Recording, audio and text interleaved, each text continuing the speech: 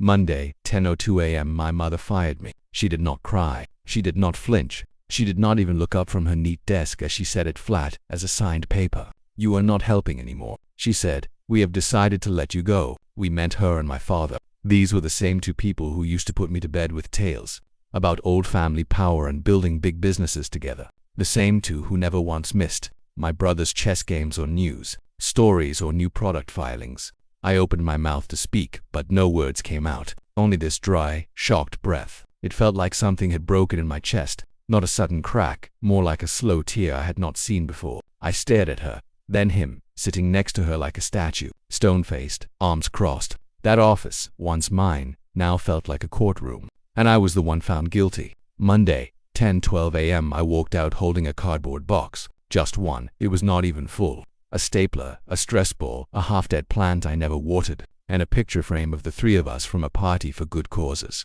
I was cut off near the edge of the photo. I passed my brother in the hall. He did not stop me. He was on the phone laughing, always laughing. Then, like some strange dream, she appeared. Bella, the daughter of our biggest customer. The same girl who once called me quietly able at a meeting with owners. At the time, it felt like the best praise I had ever heard. She saw the box, my face, the strict worker badge in my hand. And without waiting, she said, "I will hire you for 5 times the pay." Just like that. I thought she was joking. But her face did not change. No sadness in her voice. Just an offer. She took out her phone. She called someone.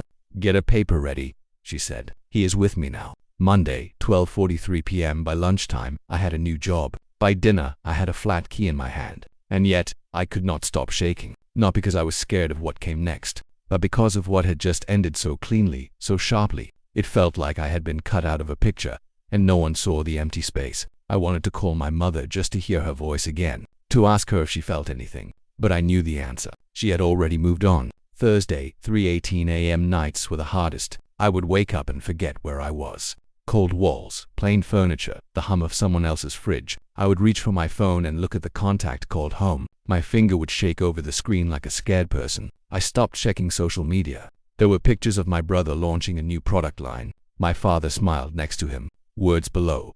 A proud day for the family business. I was not mentioned, not once. Sunday, 8:07 p.m. Bella did not ask about my past. She did not need to. She just gave me tasks like they were life rafts. She trusted I would succeed. Her company was new, bold, messy, nothing like the perfect halls I just left. And maybe that is why I started breathing again. The first month I lived like a ghost. Quiet, focused, good at my work. She paid me 5 times what my parents did. But I did not spend $1. I did not celebrate. I did not feel like I wanted anything. Because this was not about winning. It was about not disappearing. 3 months later I was fixing the office sink. Not because I had to. We had a repair person. But I liked the quiet of it. The simple way it worked. The way a broken pipe did not pretend it was not broken. It just leaked until someone cared enough to fix it. Bella walked in holding a coffee for me. "You are not like your brother," she said. I looked at her, waiting for the hurt. But she was not judging. She was just seeing. "He talks so much he forgets to listen." She went on. You are the kind of person who hears the things people do not say." I did not answer, but I took the coffee. I let her words stay with me for the rest of the day. 6 months later, we were at a meeting to present our ideas. A big investor was there. High risks. My parents were in the room too, on the other side. I watched my mother's face when she saw me standing next to Bella. My laptop was open, my eyes steady. Her face did not change, but something in her look shifted. It was like she was seeing me for the first time in a long time, but she could not name what I had become. We won the deal. Afterwards, as people shook hands, my father walked by and said, "Did not expect you here." I shrugged. Neither did I. 1 year later, I never went back, not even for holidays. They never asked me. Sometimes I still think about that day, the one where they fired me. How it did not feel like a door closing, more like the whole house turning its back on me. But strange things happen when you lose everything. You stop trying to prove your worth to people who were never looking. You stop begging to be seen in rooms that go quiet when you enter. You start building your own room with your own voice. Now, I do not hate them. I do not need to. Hate is still a kind of wanting, a hunger for something to change. And I have stopped being hungry for their praise. What I want now is quieter. I want to live in a life where I do not have to keep explaining why I am there, where I do not need claps to feel real, where respect is not tied to someone else's idea of pride.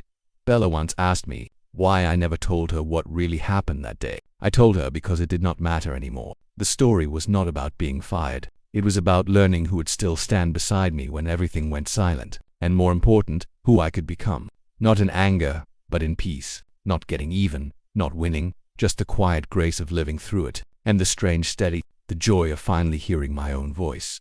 If this story touched your heart, please like, share, and subscribe to Kind Acts Corner. We tell true feeling stories that show the quiet power of people. Drop a comment below if you believe that even one act of honesty can change everything.